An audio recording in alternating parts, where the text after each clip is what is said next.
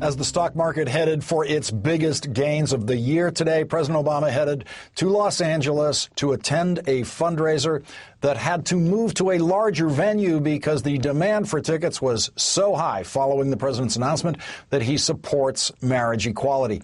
The event at the Beverly Wilshire Hotel, which is within walking distance from where I sit in this studio at this moment, although no Angelino would ever consider walking that far, is one of 4 fundraisers the president attended in California today, and will feature remarks by Ellen DeGeneres and a performance by Darren Criss, one of the Glee cast members. Here is White House Press Secretary Jay Carney today responding to criticism from Rush Limbaugh that the president spends way too much time with celebrities. Rush Limbaugh is referring to him as Barack Kardashian, I believe. What is the response to that? 2 words. Donald Trump. Next question. And moments ago, both candidates appeared during the Country Music Television Music Awards in a sketch on whether Toby Keith or Kristen Bell should host the show. Mr. President, do you have a decision? This is one of the toughest decisions I've had to make since I've been in office, but I think I've decided. I want them both. I thought the presidential election was a tough race, but it's nothing compared to the politics at the CMT Music Awards. I think I have a solution, though. I propose Toby and Kristen co-host the show. See, I just put 2 people back to work. You're welcome, America. See, there's something they can agree on. Today, the Obama campaign dispatched Vice President Joe Biden to North Carolina to talk jobs. 4 million new jobs. 4 million new jobs. Private sector jobs. Not enough. Not enough. Not enough. And it's up and it's down, but it's been constantly forward, but not enough. We have to do more.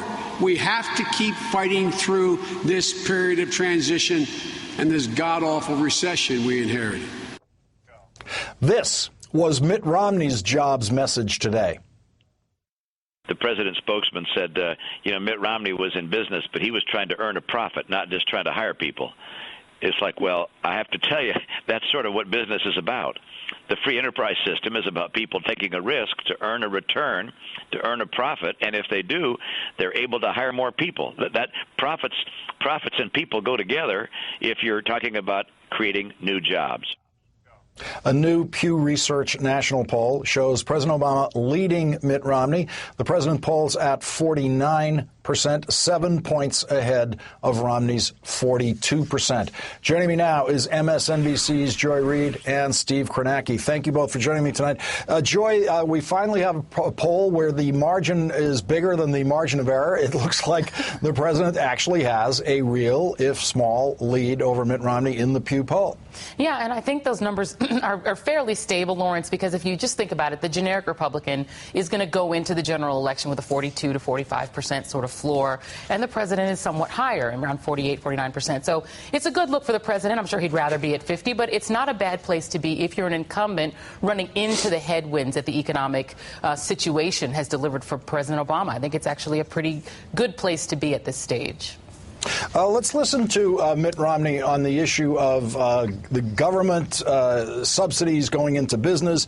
He has said that taxpayer money should not be spent that way. He's been very, adamant about that. But in fact, Bloomberg reports today that in California, taxpayer money built one Bain company, a conveyor bridge between 2 of its buildings.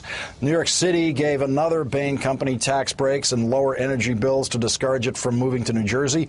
And in Indiana, a county government issued bonds to help buy new equipment for a Bain-owned steel plant, a business success featured in a Romney campaign ad touting his private sector success.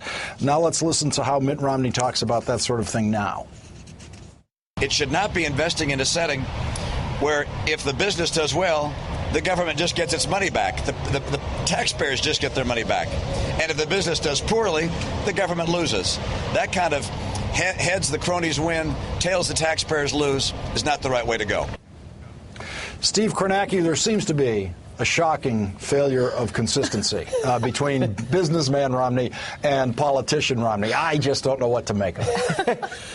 Yeah, this is the theme, and if you're not used to it yet, get used to it, because we're going to be getting this, for the next 5-6 months, where there's going to be a basic inconsistency in Mitt Romney's message, because he wants to bring everything back to some sort of blame Obama point, even if that means contradicting himself, even if that means sort of arguing against himself. He did another one today that was really kind of galling. He was railing against Obama today for not having a plan, for not having presented a plan to create jobs. He says, the economy's in such a bad place, we are not growing jobs, and the president hasn't even tried to present a plan. Well, the president did present a plan, the American Jobs Act. He went to Congress, he delivered a primetime speech, he put this thing piece by piece in front of Congress and asked them to pass it, and the Republicans sat in their hands, died of a filibuster in the Senate, and never got anywhere in the House. He absolutely put a jobs plan together, but again, in Romney world, he's running against a president who really doesn't exist. He's taking the economic conditions that make people very uneasy, make people very anxious, and he's just looking for every way he can to say blame Obama for that.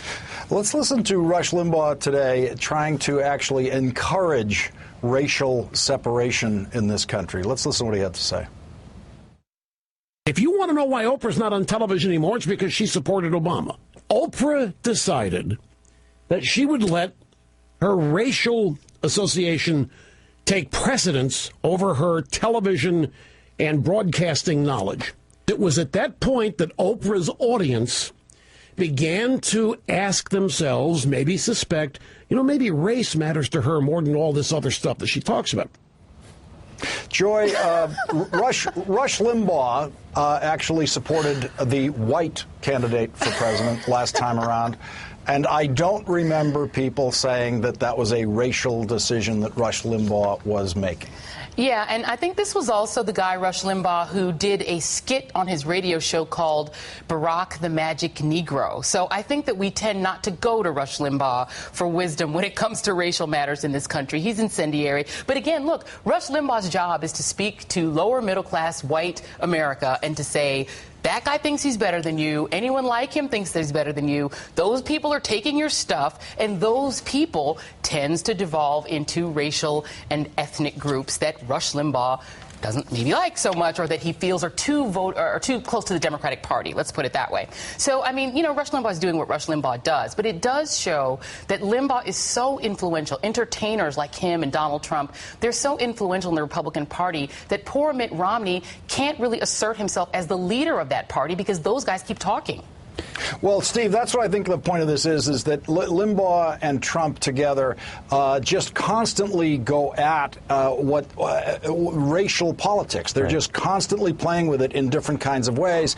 And now Trump is running around with his new racial shield, his new defense against any such accusations, saying, hey, come on my game show, I picked a black man to be the winner, Arsenio Hall, so you can't possibly suggest that I have any negative racial feelings. Right. No, I mean, I think there's something, there is something to, this is a complicated subject, but you look at what Trump is doing, you look at what Limbaugh is doing, and then you look at these polls that show, take Obama now and where he was in 2008. He's basically gained a little bit among women. That seems to have happened in the last few months. But where is he really down? He's really down with white men who don't have college degrees. He's down with sort of blue-collar white guys, to a lesser extent sort of blue-collar white women, but really blue-collar white men. And a lot of that's economic anxiety, but when you listen to this Limbaugh stuff and you listen to this Trump stuff, you wonder how much of it is that, too.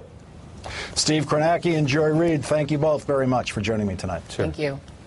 Coming up, we all remember this picture of the boy who met the president in the Oval Office. He's 3 years older tonight, and he will join us to tell us what that moment was like for him. And later, the latest deep, dark Romney secret to be revealed. Mitt Romney has a thing for men in uniform. Joe Conason joins me with his exclusive reporting on Mitt Romney's uniform fetish. I'm serious. This is real. This is the weirdest Romney story yet. And in the rewrite tonight, Mitt Romney rewrites himself from Republican to communist. That's coming up.